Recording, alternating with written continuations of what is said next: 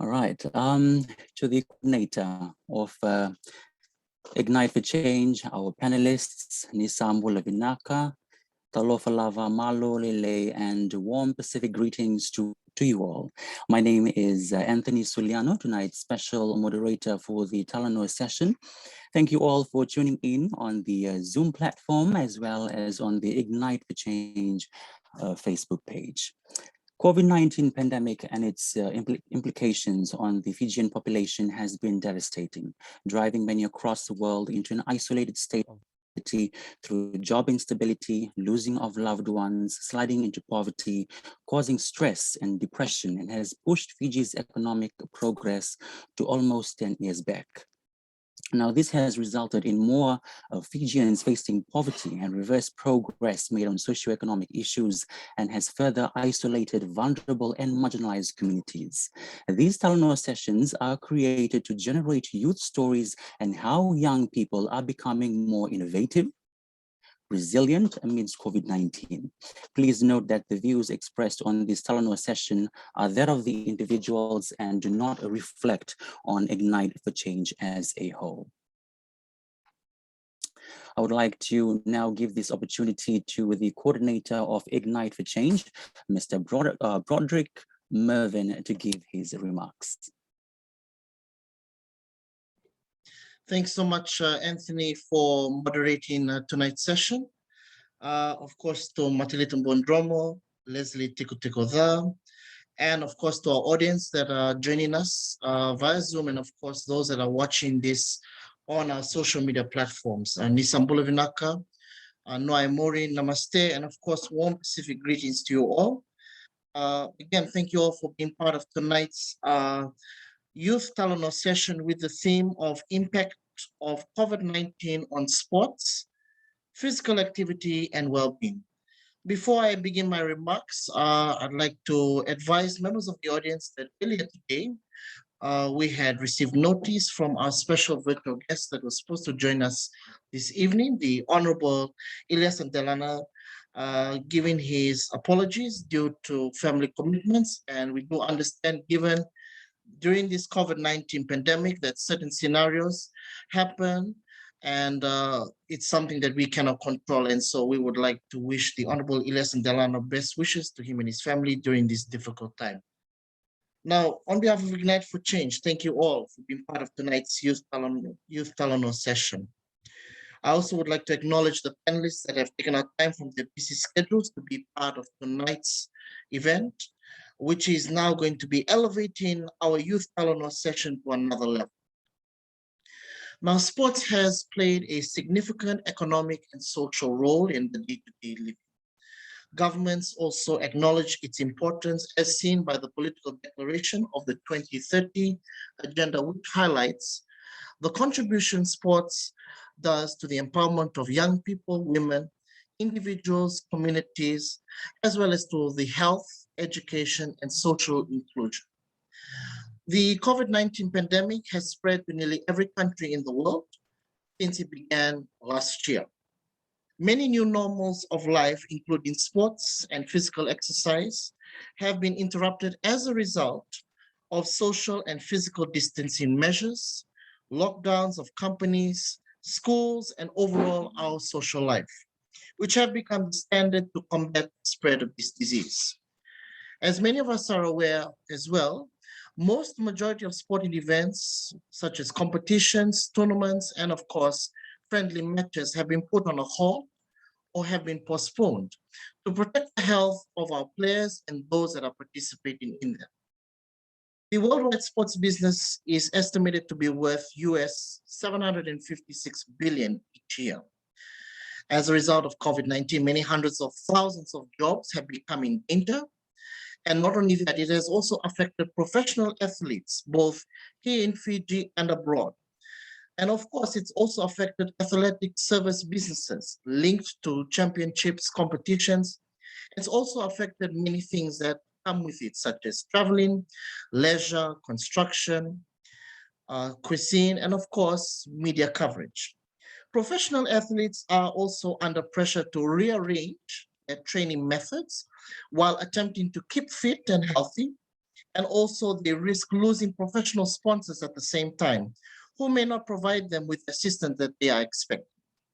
In addition to the financial consequences, the cancellation of games has had a huge impact on many social benefits of global and regional sporting events, which can strengthen social bonds, contribute to fans' social and emotional excitement, and increase the identification with athletes, leading to increased physical activity and gaining access to those who are typically marginalized or at risk. However, despite of that, sport has historically been seen as a good instrument for encouraging communication and building the bridges between generations. Sports has also allowed diverse social groupings to play a more significant role in social change and growth, which is especially important in divided societies. Sport has also been utilized as a tool to create training experiences in this setting. And what better way to use as an example than the recent event that had occurred a few months ago, when our Fiji Sevens men and women's team had gotten both gold and bronze medals respectively. And of course, acknowledgement to those that had taken part in the Paralympic Games in Tokyo this year. Now, as the globe recovers from COVID-19, important concerns will need to be addressed in order to maintain the safety of sports events at all stages, as well as the well-being of sports organizations. In the short term, these will entail, among other things, event adaptations to protect the safety of athletes, the fans, and of course, the vendors. In the near run, given the likelihood of a worldwide recession, it may be necessary to take steps to encourage involvement in sporting groups particularly amongst our youths. Now, the COVID-19 pandemic has had and will continue to have a significant impact on sport, as well as the physical and mental health of people all over the world.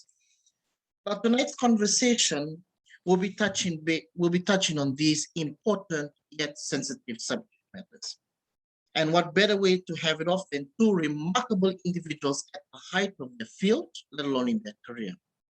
Each one of them will be sharing with you their stories, as well as their experiences during the course of their sporting career. Again, to Leslie and Matelita, thank you so much for acknowledging our invitation this evening, and we look forward to the diverse conversations that will be taking place during the course of this Talanoa session. With those few words, we hope that you will enjoy this Talanoa session, and of course, please feel free to use the various platforms in showcasing this event. With those few words, Vinakavakalevu, Danyavat Fuex, and thank you all for your attention. Over to you, Anthony.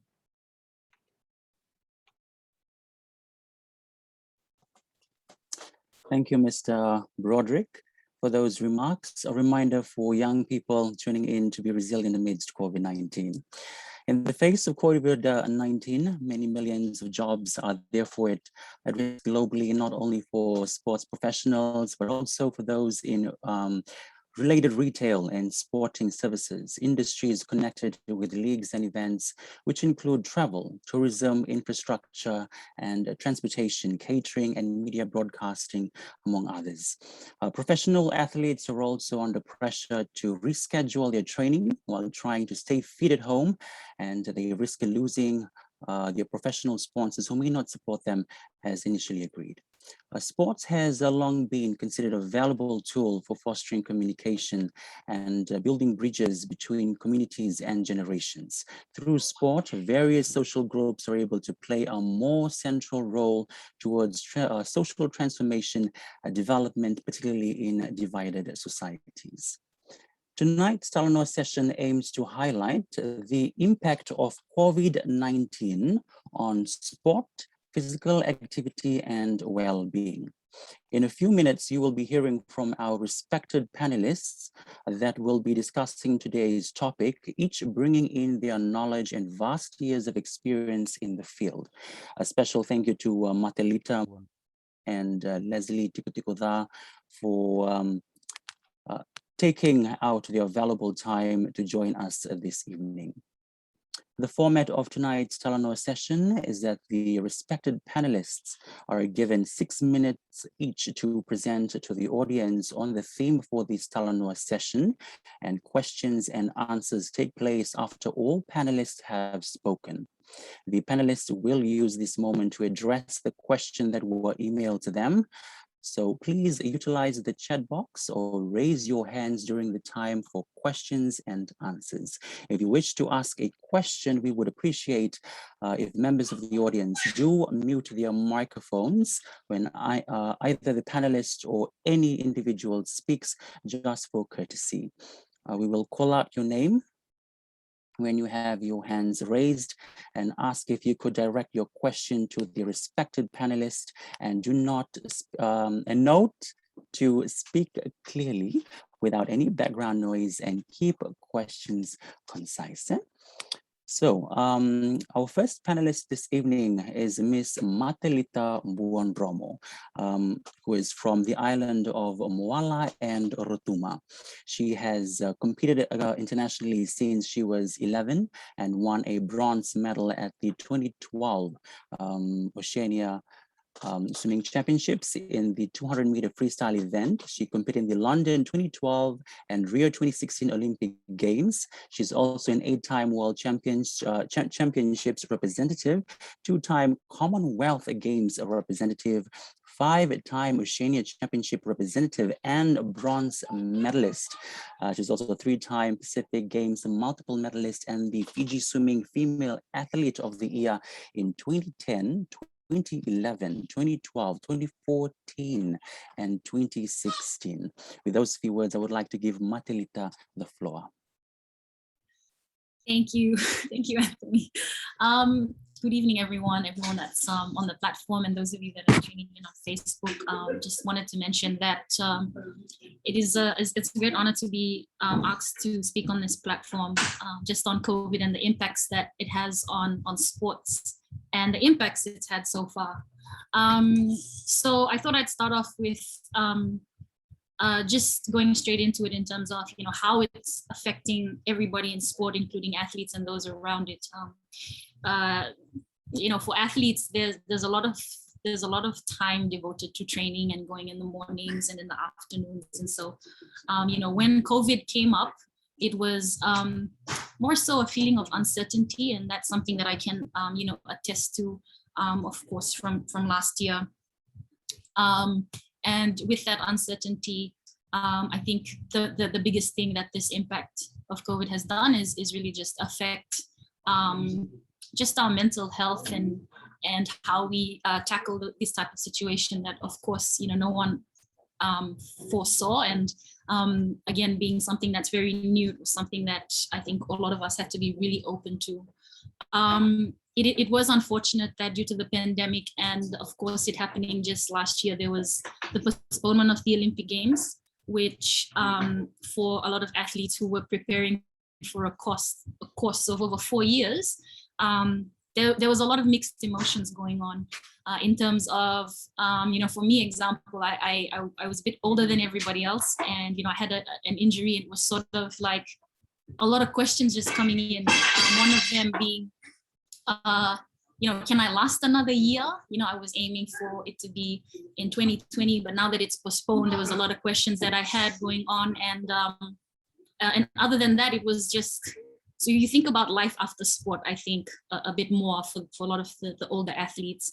But in saying that too, we had a lot of young athletes who were really looking forward to a lot of things that were happening. And if anything, it really demotivates them. And I come from the sport of swimming, which ideally you're kind of on your own and in your own head in the pool. So it's really easy to lose that motivation once you get it. The other thing about that is it in terms of well-being and health, I think that it has really affected us because all in all, it's also about being healthy. And again, sometimes physical activity gives you that hormone of dopamine, which makes you feel happy and satisfied. And because we weren't allowed to go outside of our doors and we're sort of just closed in, I think a lot of us were feeling really stuck and really depressed. We didn't get to socialize. And I know a lot of us in the youth, we were just looking forward to hanging out with friends, and most of us who just started working. And, of course, when this happens, it can be a little frustrating. I think for just the impacts, I think I can just say that there's just been like a lot of questions. But for sports people, it's been really difficult. I think it's even hard on the coaches trying to ensure that their athletes retain that fitness. It's hard for certain sports because, for a lot of land sports, you can do running on the road, but none of us can really swim anywhere if we don't have a pool. There was a lot of worry whether we're going to make this team or not. For me, I made a decision. Unfortunately, I couldn't last another year.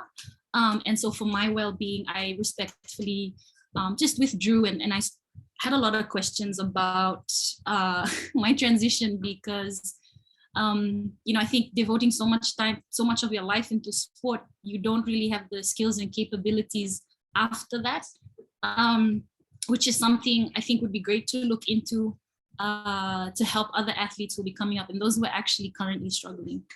In terms of how people are thinking about their future, I can only talk from my experience, and for sure my perspective has changed a lot from my experience before COVID and during COVID, and now for the first time in my life, post athlete. And I think for me, it's just, I think I really appreciate a lot of other things that I had when there was no COVID. And I really feel like every moment now is really important and precious. There's a question here about what actions are people already taking to address the sports challenge. And, for me, it was really nice the other day. I was driving around, and there was a lot of people just exercising and just walking, keeping socially distant, of course. But I think for me, it was just something that was just really nice to see. I think a lot of people think that physical activity is only for athletes, but really it's for everyone. Even my mom for the first time got exercise.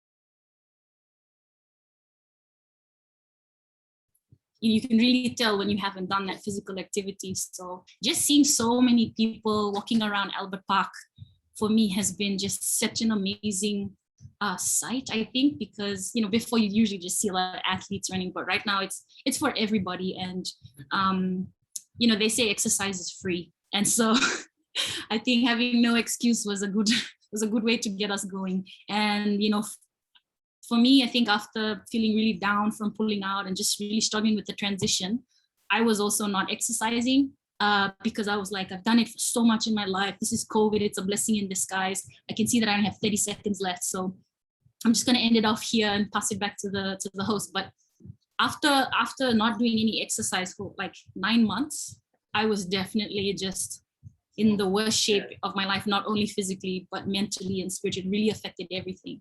And so I decided to, start again with a lot of, I think just coming out of that hole and just doing even little walks with my mom, and just seeing other people.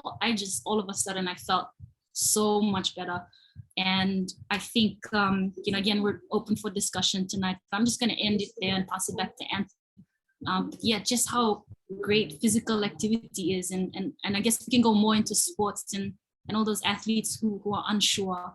Right now it's big uncertainty, but definitely, I definitely perspective has changed. So thank you, and back to you, Anthony.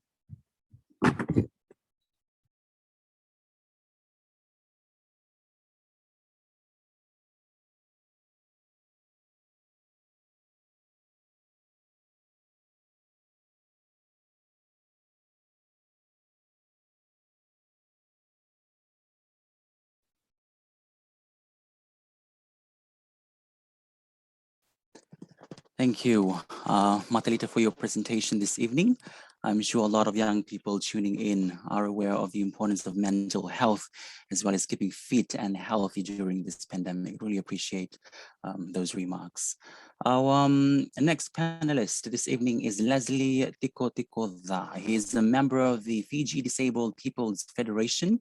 The area of which he took part was to organize, coordinate, and facilitate workshops in community levels and government levels around Fiji, promoting the inclusion of persons with disabilities, rights to education, health, sports, and judiciary systems, engaging youths and members of the community for equal treatment and service for all. He had also taken part in the Pacific and Paralympic Games. With those few words, I would like to give Leslie the floor. Thank you so much, Bola, to everyone, to Matelita Buadromo and respected audience, Bola Vinaka, and thank you, Broderick, for the Ignite for Fiji team, inviting me to be a part of this Youth Talanoa Session on the theme on impact of COVID-19 on sports, physical, and activity well-being. First of all, I'd like to congratulate the Fiji men and the women's sevens team for achieving their both gold and bronze medal respectively, and also the Paralympic Games athletes that have represented our nations with pride and honor. We have seen how sharing from Matelita how it affected this COVID-19 pandemic on here in Fiji. Because here in Fiji, we do love our sporting activities outdoor, but this unfamiliar routine has come with its challenges for sports lovers and one that wants to try out sports. The reason being, it has stopped outdoor sports participation. This year, we were witnessing exciting games on secondary school, on their running on the blue ribbon, on talking on Coca-Cola games, the risk of talking of rugby championships and developing athletes, but they missed out the opportunities and participation. We also seen struggles of the Olympic teams and the Paralympic teams where we witnessed recreational centers, gyms, aquatic centers that were closed and not a lot of competitions were held. For sporting federations and CEOs that do sporting outreach program for communities are also paused due to this pandemic, where they do community sports development for people out in the community. We also seen the impacts on sports performance, which placing a more stress, anxiety on social pressures on athletes. And also we've seen the lack of the community of benefit sports due to this pandemic. But due to these challenges we have been faced, we've seen ways forward of people engaging and acting of challenges faced regarding sports. They've been setting up rooms for discussion where there's webinars, there's Zoom meetings, they're keeping up with teams. There also increase of online training programs and videos where to watch people communicate.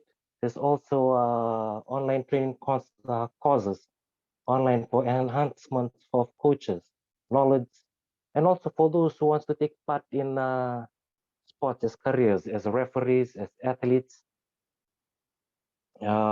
Also, this is where youths can do their short-term and long-term plan if they want to take part in sports. But in this COVID-19, since we are facing no sports at the moment, it's very important that we come down into policy talks.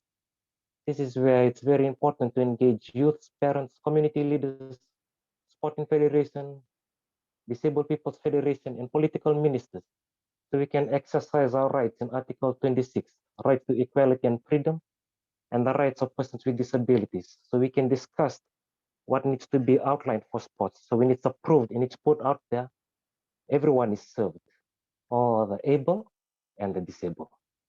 Benak.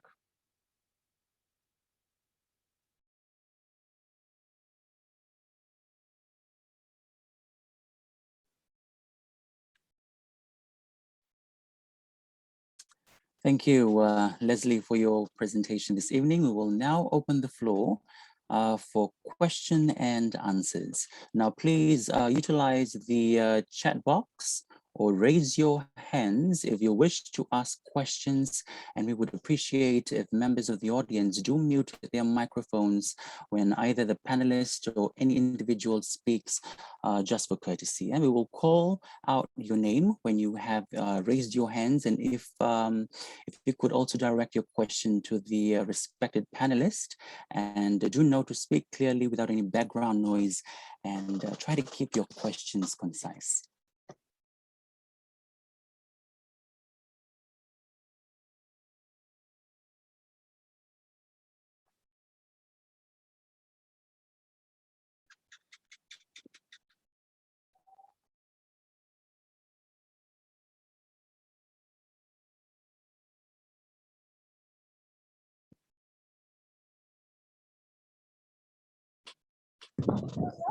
Can I verbally put up my hand? Right. Please direct your question to the panelist that you want to ask the question. Thank you so much. Bulavinaka, it's Jackie here from Sydney. And Right. I just wanted to ask a question to both of the speakers, actually, because something that one of the values that shines through in sport, whether that's inclusive sport for people with disabilities and sport for everyone, and especially for athletes, is this concept of resilience. And I wanted to hear from both speakers on their perspective of resilience and their internal feelings of strength and connectivity, and how has sport kind of helped them during this really tricky and uncertain time during the pandemic. Naka.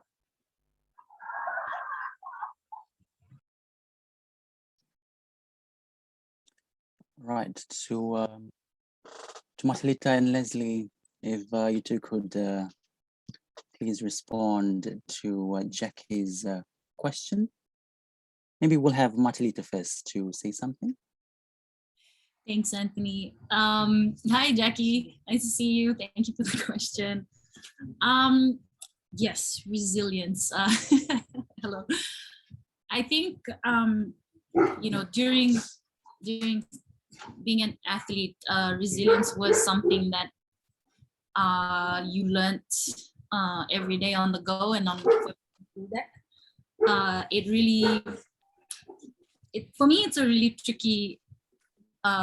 It's really tricky for me now. I know for sure the resilience that I do have, or the strength that I have to overcome a lot of things, definitely from sport, because physically you're always pushing yourself to a limit and then pushing past that limit, so the limit gets you know, even further, and everyone's doing that to be the best athlete that they can be, and a lot of that time we get knocked back down, and so yeah, just that resilience to have to back it up both mentally and physically is something like we develop, and it's really just played a key factor in my life, and it's, you know, how far I get, and it can be in all aspects as well, you know, whether it be in school when I miss a couple of days or I don't want to be there, and then it's sort of like, you know, I've got to be resilient and come back up and catch up with everybody else, and, you know, again now with work and just the transition.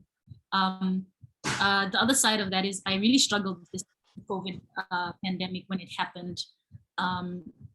And I think probably just like a lot of people, just that anxiety set in, and it was really hard to channel that resilience in there. But I do think that having come out of it now and being here on this platform is, I probably didn't know it, but is a true factor of resilience that I think was already sort of set in there for me, and I'm very thankful to sport for, because I learned a lot of those things in there. But again, of, you know, my parents and growing up in Fiji, I think it's also a Fiji color, just being resilient, and culture. Sorry, so yeah, I'm really lucky. But yeah, it was a good test for me during this COVID pandemic. So yeah, I hope that answers your question. Thanks, Jackie. Thanks, Anthony. All right.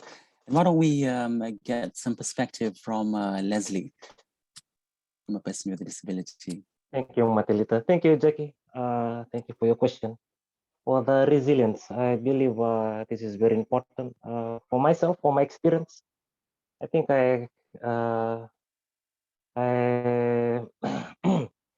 I encountered it first when I had my accident where I got my leg amputated to put back myself together. I really had to dig deep, coming out of hospitals and people viewing me because I was not born with a disability, but I acquired a disability through saving a friend, and it was quite tough. But I think sports was really there for me.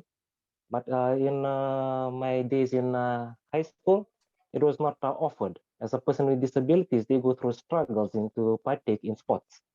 So when I wanted to take part in sports, I was told to be sit at the sideline, but that did not stop me. That resilience, that guts, I still wanted to take part in sports, led me to become a Maris to be a first aid, so I can just be close to athletes. But with sports, it just really built my attitude on perseverance and to be more disciplined and trying to show others more of my abilities than showing people that I'm normal.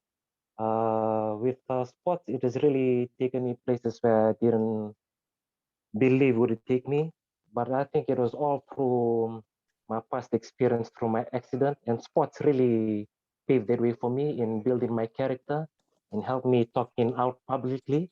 Because before, I don't really talk like this out in public. I'm a really shy guy, but it has led me to introduce to new amazing people in my life, amazing mentors, and people I call my friends. And sports has really helped me that with the team building, the discipline, the inclusion, and it's helped me to share that light around the communities here in Fiji. Where we go around the communities in Fiji and use sports as a tool of peace and let people know that persons with disabilities also want to play sports. If they can make their games, when they're making their games or playing in a program, to include persons with disabilities. So when something is done or a program is done, it serves all and it's leaving no one behind. For us persons with disabilities, we just want to be included in things like in church, in sports, in music. What a way to make it more inclusive, to make it barrier-free. So I think sports has really done that for me and to voice out the voice of concerns of persons with disabilities in Fiji. Very valuable. Thank you, Leslie. I think we have a question coming from Facebook. And this question here is directed to Matelita and Leslie. Again, why is mental health and other topics sensitive issues for athletes to discuss in the Pacific region? Again, the question is, why is mental health and other topics sensitive? A sensitive issue for athletes to discuss in the Pacific region. I think we will have Leslie to speak your mind first on this one. Thank you for that question. I think it's very important where it's a sensitive subject when you talk about mental health of a person, because you will talk about a person. As an athlete, you'll be showing your vulnerability side. You will be judged. So in the Pacific context, when you talk about your weaknesses, most of the times you get talked about instead of being praised. So it's very important to understand first what type of mental health is, what is mental health and how we can help mental health. In talking about it, it's not difficult. We just need a right platform where we can air out these issues on mental health and talk about it, because it's really a lot of people facing right now during this unfamiliar routine that we are facing in Fiji.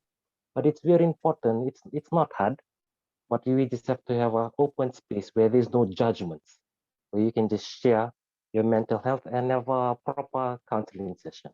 Thank you.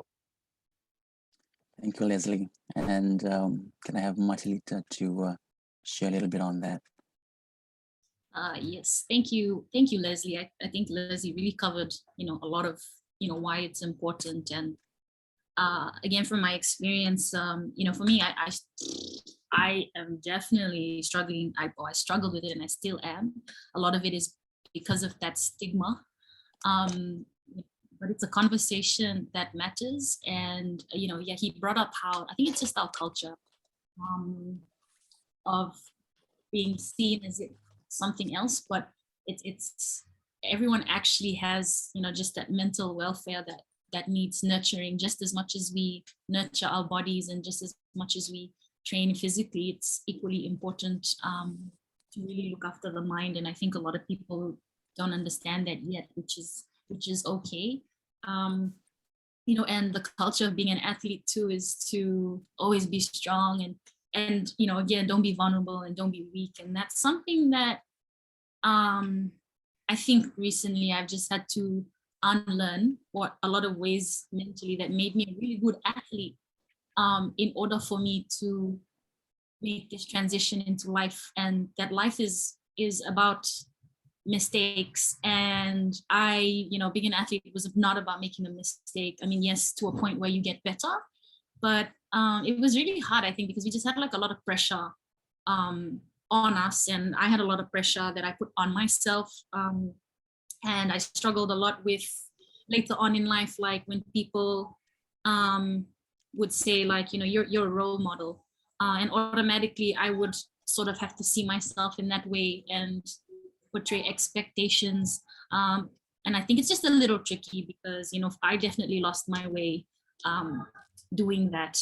And that's just that worry of the stigma of like, you know, I need help, but what would that mean if I reached out, you know, what would people say? So it's just the stigma, but it is a really important conversation.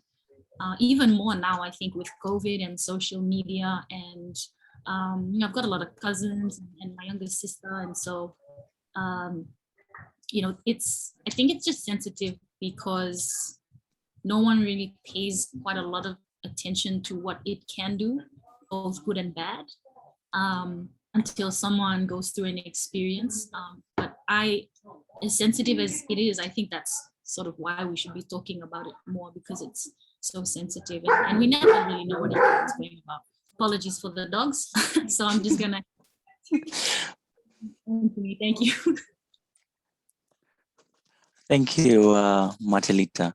All right, we have another question here on Zoom, on our Zoom chat, and it's directed to Leslie. Right, so the question is asking, Leslie, many times people do not appreciate Paralympic athletes, given that Elias Ndelana was the first athlete in Fiji to receive gold. However, the recognition was more popular with the Fiji Sevens team. Now, why is this the case, and how can we address this?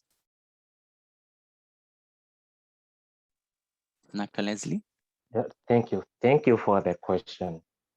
I think, and that's very true, since we know now first gold medal in the Olympic level came from Elias Ndelana, the Paralympic, the first gold medal.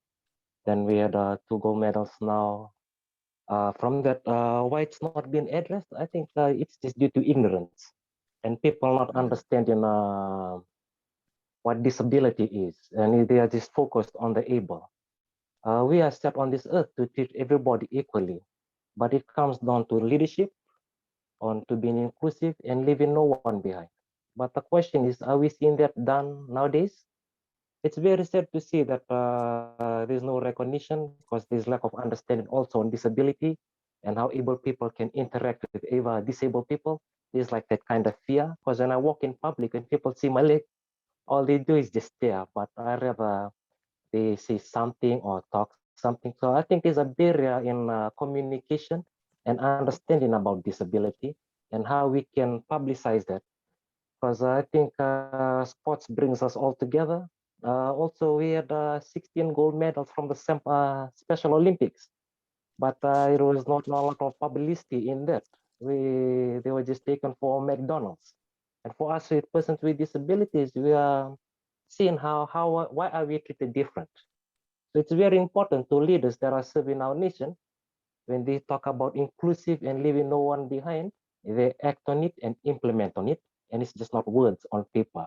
And also, if resources are provided for persons with disabilities to have their says in talk shows, in meetings, and also in the sporting arena. Thank you, Leslie. All right, you know, very enlightening. And Matelita, what about your thoughts on that? Do you have anything based on that question? Do you have anything to share?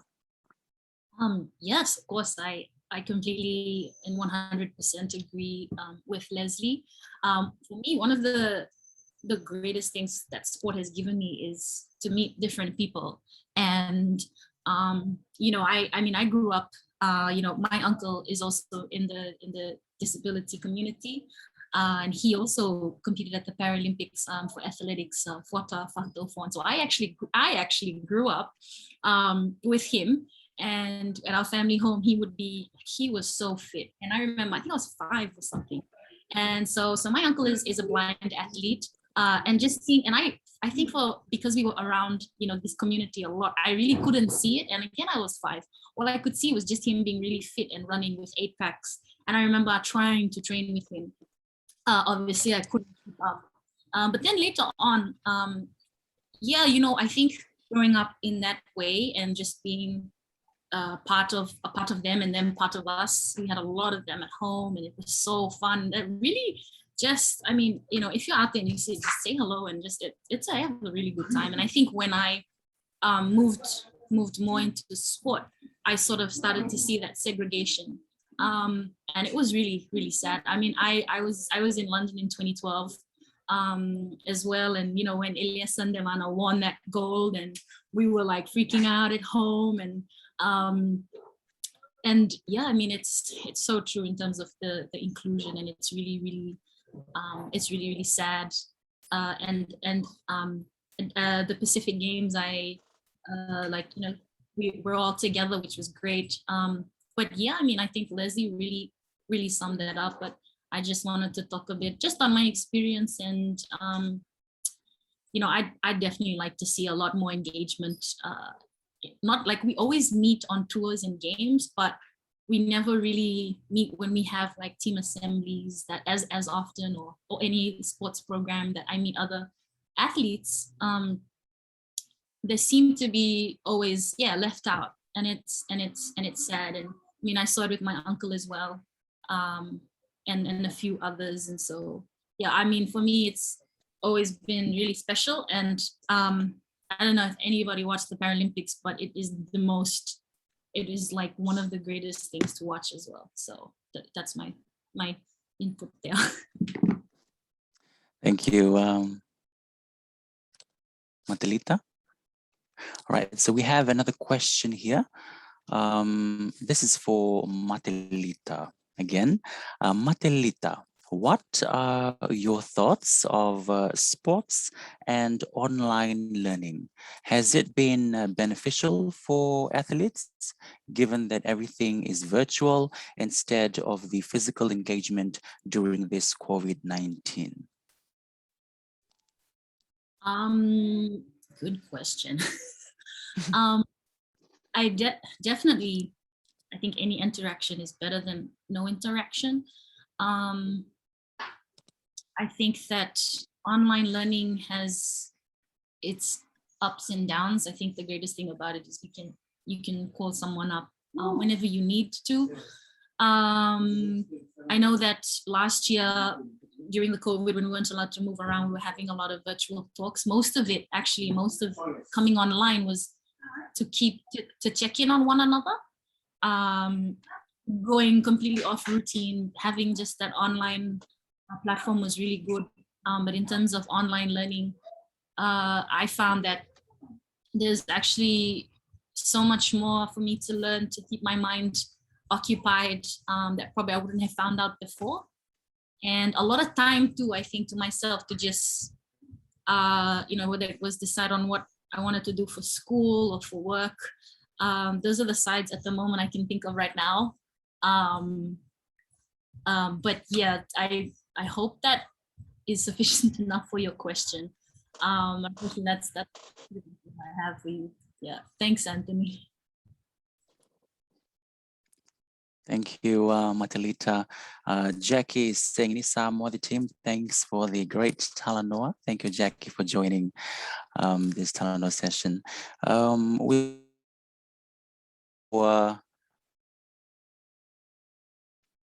questions and answers. All right. Now this question is for, I think this is for Leslie.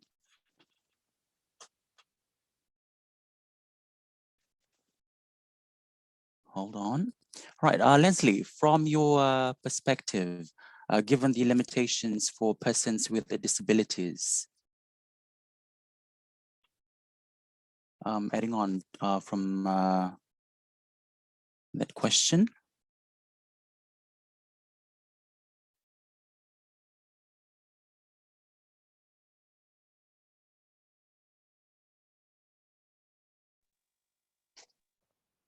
Is that the question?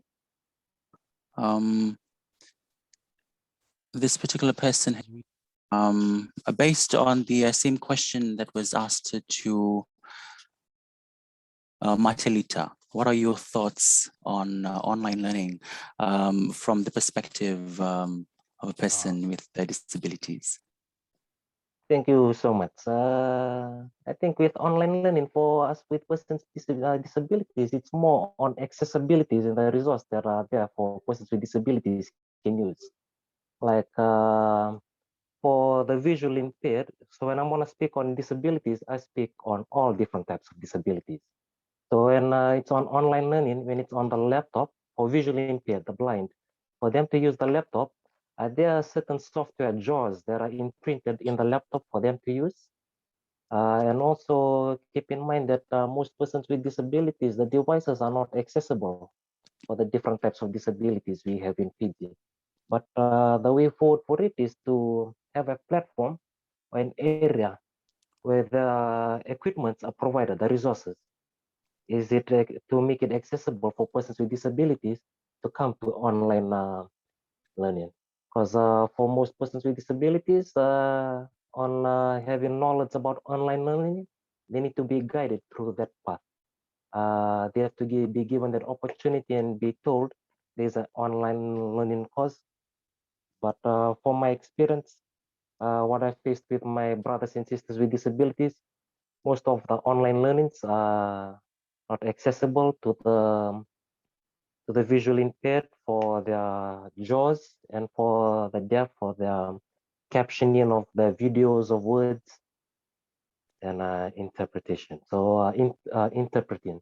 So I think when it comes to online learning, you have to see that accessibility and the resource are there to cater for persons with disabilities. Vinaka Leslie. We have another question here from our Zoom platform, and this question is for both panelists. And the question is asking, what will sports look like in a post-COVID-19 environment? Can we please have your thoughts first, Leslie? Thank you for that question. I think it'll be a total different view now of how we look at sports in now due to these COVID protocols that will come in place that we have to follow and abide with. We'll have to see all these 2 meters apart. There'll be regulations to be checked. Are you being vaccinated or not vaccinated? How we watch sports will be totally different on cheering. So I think there'll be a lot of changes. Since we're facing this coronavirus pandemic going on, but when it comes to sports, I think there'll be a lot of changes due to COVID protocols that needs to be followed, and the amount of people that are required in a stadium to come and watch the game, how will the seats be set aside, like how we witnessed in the Tokyo Olympics and the Paralympics. There was no one there, but it was all online. But that's my take on the way of moving forward on sports. There'll be a lot of guidelines and on this COVID protocols, but it'll be, from how I look at it, it'll be quite different of how we watch it because of these regulations we have to follow. Naka Leslie, and to Matelita. Yep. Thank you, Leslie. Thank you, Anthony. How would sports look post-COVID? Yeah, definitely not the same as before. I think there's a lot of new norm that, like Leslie mentioned, we saw happening at the Olympics, which I'm sure will happen for us here. I do think that, you know, post-COVID, and I feel like a lot of people that I've spoken to and a lot of different athletes just looking forward to go back. I do think that in terms of behavior, that's going to change too. I think, and this is from my experience and a lot of my friends that I've been talking to, it's just that excitement to come back and into their sport. And I think for some, COVID was a blessing in disguise, and in terms of figuring out that actually, yeah, I miss sports and it's done so much for me.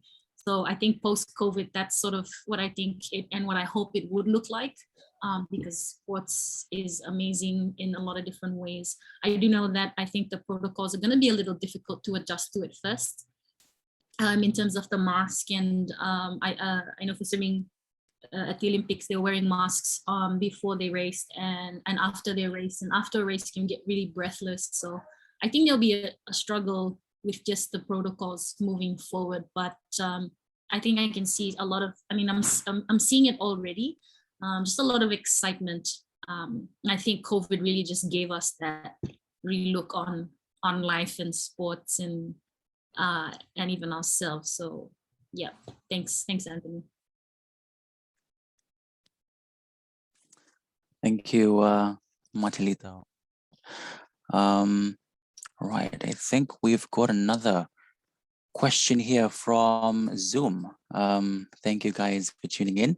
So the question is, why do our athletes not have proper facilities for training here in Fiji compared to the facilities in New Zealand and Australia? So we will first have Matelita to say your thoughts on this. Thank you. That's an easy one. Funding.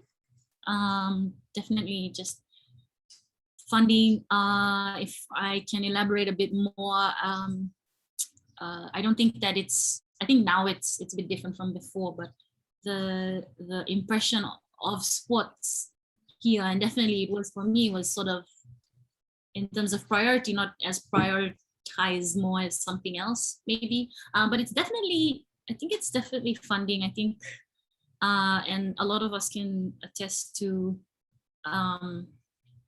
either the struggle of not having a facility or a proper one that's tailored to everyone's needs, including those with disability. We don't have a swimming pool that has a ramp, for them to use, which even in Papua New Guinea, they have that set up as well. And that, for me, that's amazing.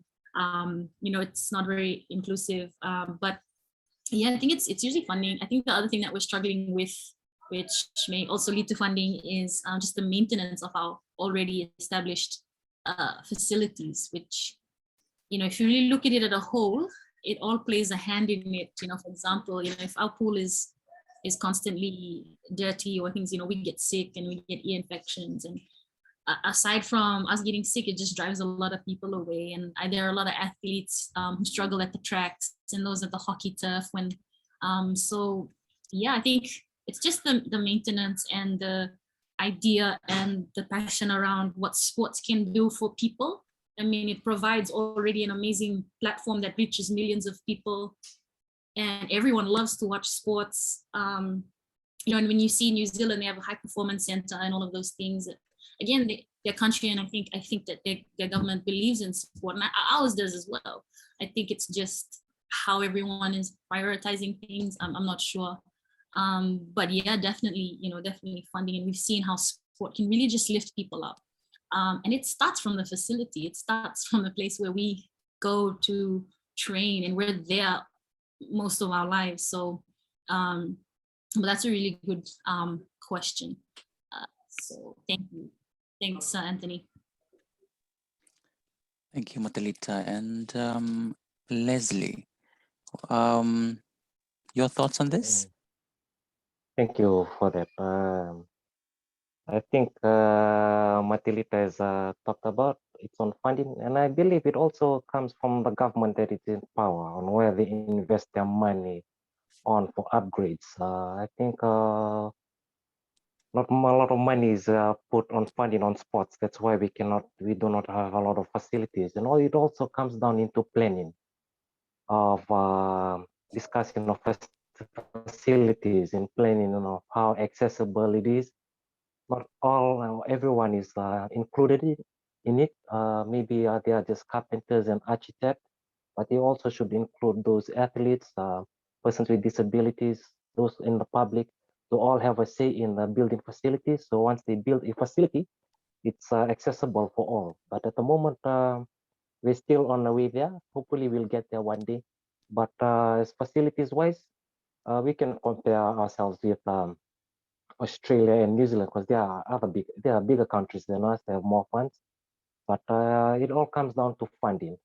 Also with the funding and the resource. If there's funding, then the resource will be in place to cater for people in the public that wants to take part in facilities. But I'll go with what Matelita has said. It's with the funding and those that are in power, giving that money to the sports commission of the federation.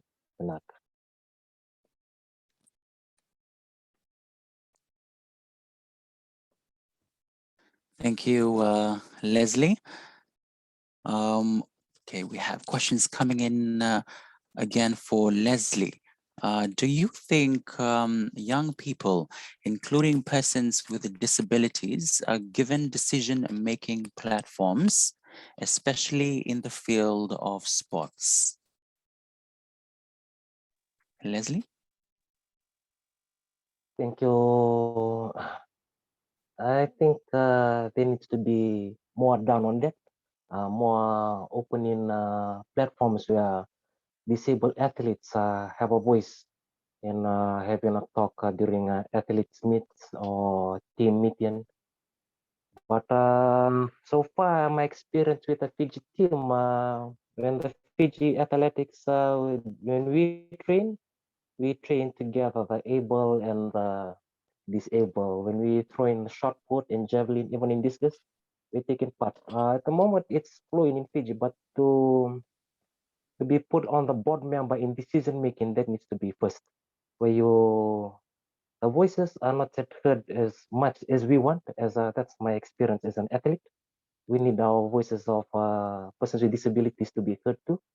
It will be very important to have a disability rep to be included in the board, or when they have meetings, to have a disability rep to voice out the concerns. If able people seeing their concerns and how they can better the sports, you also have a disability side where they talk on the expertise and technical side so it can improve. So when this growth, it's equal growth and just not a one-side growth. So that's my take on that, Renata.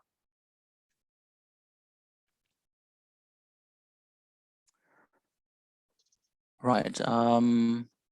What about Matelita? Would you like to add on to what Leslie has said? I think Leslie said a lot of the right things, and I think I'm just gonna emphasize more on that. I like the idea of having a rep. I do know that we have established athlete commission, but even saying that even we see it's not as much not the same effort put into the able athletes is put into the disabled athletes. And so I think it's just in terms of inclusiveness, it's just really important to live up to that term. And I hope the Fiji Athletes Commission that's established, we can work on that. But yeah, just definitely what Leslie said, just really starts from the top. We can have a say, but it's a little hard to have a say, and it's even harder when everyone who's controlling everything is they're the ones in power, and at the end of the day they make things happen, which is what we need to happen. So yeah, just everything Leslie said. Thank you, Anthony. Thank you, Matelita.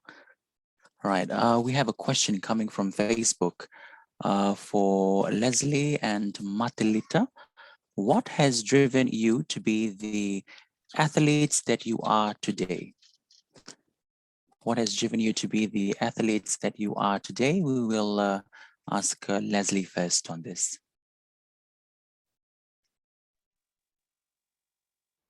Thank you for your question.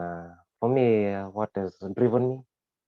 I think it was all the negative and stigma I faced in growing up. When I got into an accident coming out of hospital, and I came back home. Most of the time I was isolated. That's why I faced the depression. And I only sight from my louvers watching people playing volleyball or touch rugby. But when I went and tried and play with them, nobody wanted to play. So I only played with my brothers and my sisters. So when I wanted to take part in javelin and throwing stuff, that nobody wanted to play with me due to my disability, and which is the norm around in the Fiji context for young children and persons with disabilities. They want to go and partake, because when we go and want to play with people, we get judged first. There's an attitudinal barrier. We go, why you want to go and play? You cannot play. So I took all those negative criticism and comments as my motivation, training alone in the plantation, destroying the mob. But that led me and seeing people when I run up to go for a jog, I get a lot of name calling. But my strength was through my faith, through giving my burden on the person of cross, and knowing on the third day he rose up again. I kept in my mind that on the third day I'll rise up again, I'll reach my goal. So I just had to face down, plow forward, even though there were a lot of difficulties. But my strength was my family and my faith that kept me going to where I'm now and what I've achieved in the sporting arena. Thank you so much. Thank you, Leslie. And Matelita.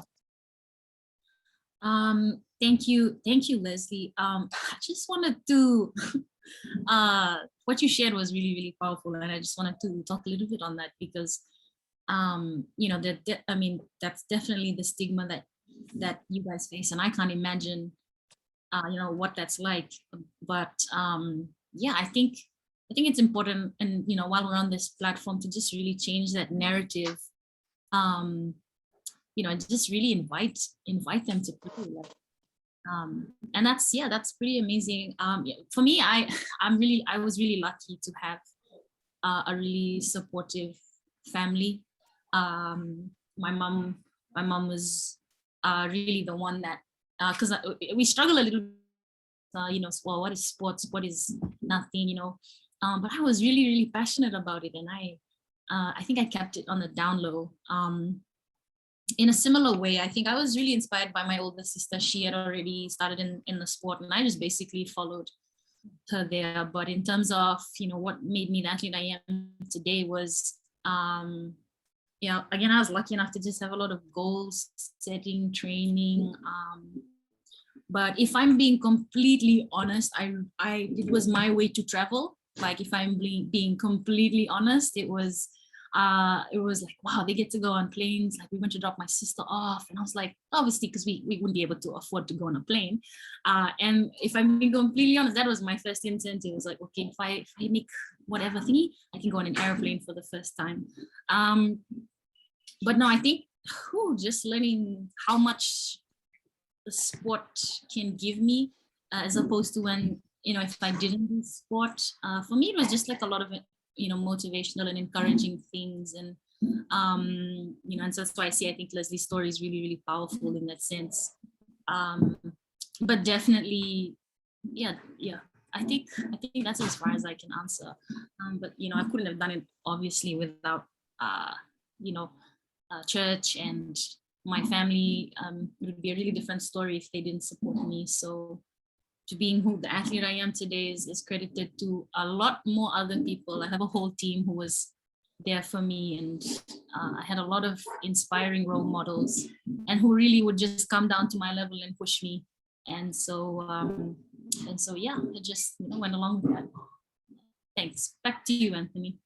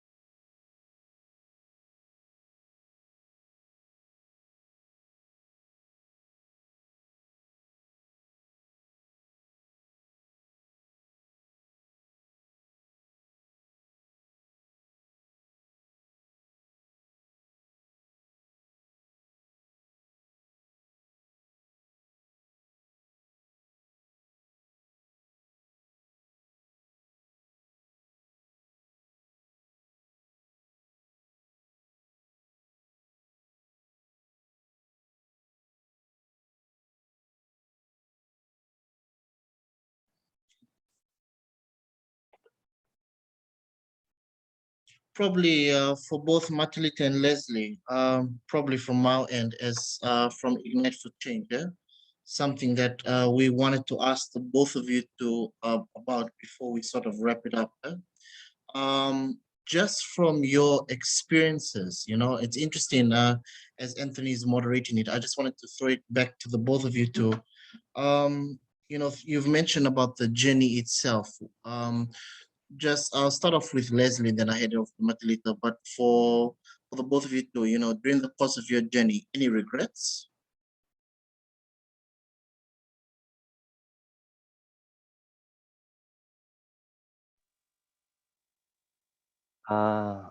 Any regrets? There's no regrets. I want to experience that. You'll appreciate every little thing. So with everything that has been said to me and people I've met that has empowered me, I'm very grateful that that experience, it has built me, it has carved me in the man I am today. And there's no regrets. Living my life to the most, making my talents being used, my disabilities, and encourage them. And that it's not the end of the road here. Your disability is not your disability is not the end of your life. It's just your ability. We are just differently abled and encouraging people. So on my end, in my experiences, there's no regrets in that.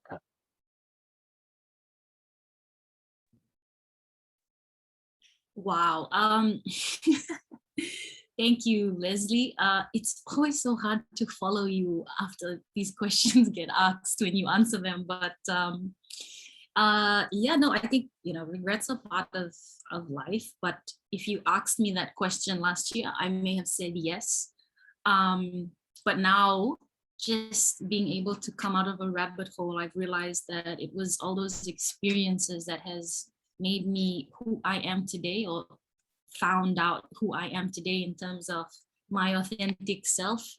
And, again, I think I speak a lot on mental health, just because I struggled with it. And yeah, in terms of regret, if you asked me a year ago, I would have said so many things. But now I realize that those so many things of regret has actually pushed me towards where I am now, in terms of making that conversation matter and making that conversation normal. So yeah, in terms of regret, I'm just gonna put out there and say no, because I wouldn't have known all the things that I do now. Even though it may feel like some days they might have been regrets, but I think just looking at it as a lesson more than a regret, and something that you can take with you moving forward, I think. Again, I feel like I'm still on this journey too. So my answers are very, very raw and in progress as well. So yeah, thank you, Roderick. No worries. Before I hand it back over to Anthony, just to sort of wrap it up for all of us. Just hearing you two stories, especially for Ignite for Change being that sort of youth focus and let alone community focus. Just for the both of you to start off with you, Matelita, and then I'll head over to Leslie.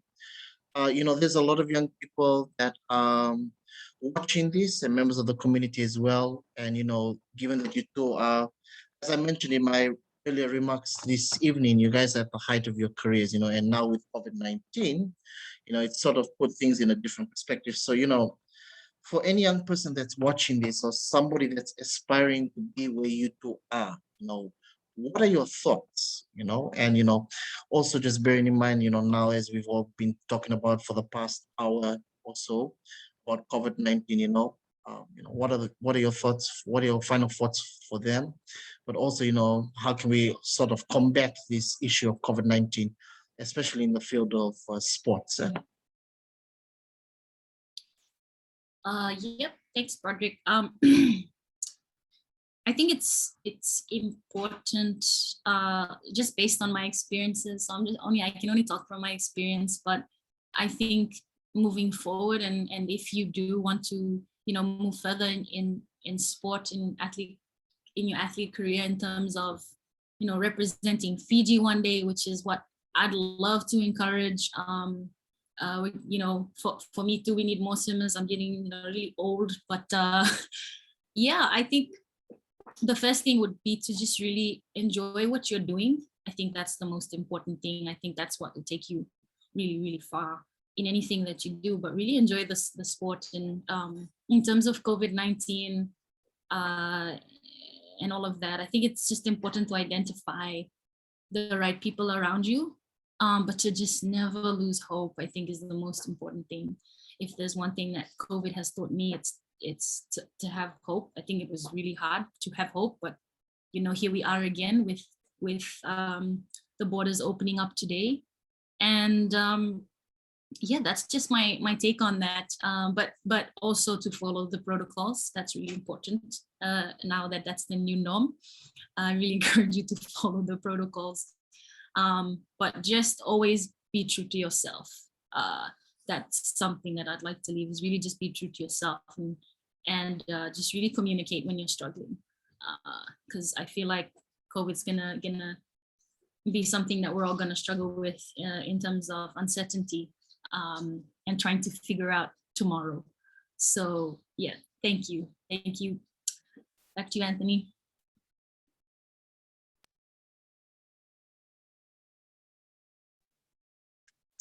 I think we'll have Leslie to say your thoughts on that. Adding on from Matelita. Thank you, Matelita. Thank you for the question. I think it's important just to be yourself when learning new things. Don't be afraid to ask a lot of questions, because that's what got me here in the first place, by asking a lot of questions. It's okay to make mistakes, but remember, mistakes can help you improve to become a better person. Also have a team around you, because once you set a target, pray about it, and also have someone to be there that motivates you and mentors you to see that you're going on the right path. Because at times when you set a goal, people will talk, you'll get a lot of emotional pain, people will talk behind you. It's good to have a group where you can share out and release your outlet. But it's very important to always readjust, reset, and refocus when you are stuck. And always never to give up, but ask a lot of questions. And hopefully, and watch the crowd you also hang around with. See the crowd, is it building you to be a better person? Keep that crowd and look and be aware of what you expect. Your vibes, then you know where we're going with negative vibes. It's positive vibes, then you know it will be uplifting and be impactful and be powerful when you vibe with other people. But it's very important to be true to yourself, be aware of what's around you, and keep a strong faith. And it's okay when you're finding difficulties, and at times let that pain have a voice. Share it with somebody you trust, and keep things simple and be grateful. Vinaka. Vinaka, Leslie, before we conclude, just a final question that is coming from our Zoom platform. What would you guys do, Matelita and Leslie, do if you guys were the Minister for Youth and Sports? What would you do? Or what are some of the things that you would change if you were the Minister for Youth and Sports? We'll ask Matelita first. She's scratching her.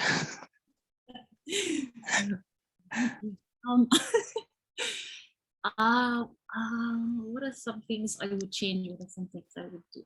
I would definitely ensure that all the facilities are upgraded to be inclusive, for sure. And it's not just for para athletes, but just for everyone in general as well. I'm sure a lot of everyone would love to try all these different sports. I think it would definitely include just a program in there, and and really just work. Well, right now I'm just thinking realistically and practically would just be to just touch up on that maintenance of the facilities. And